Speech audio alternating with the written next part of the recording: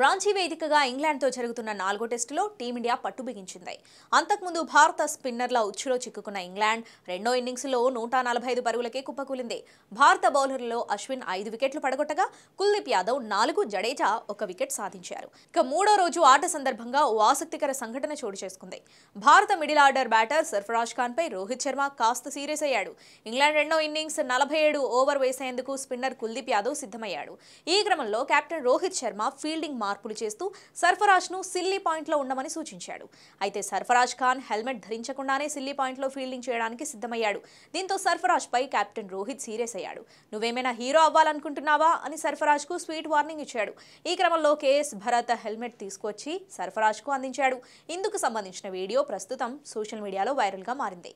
కాగా సిల్లీ పాయింట్లో హెల్మెట్ లేకుండా ఫీల్డింగ్ చేయడం చాలా ప్రమాదకరం. ఎందుకంటే ఈ ఫీల్డింగ్ పొజిషన్ బ్యాటర్కు దగ్గరగా ఉంటుంది.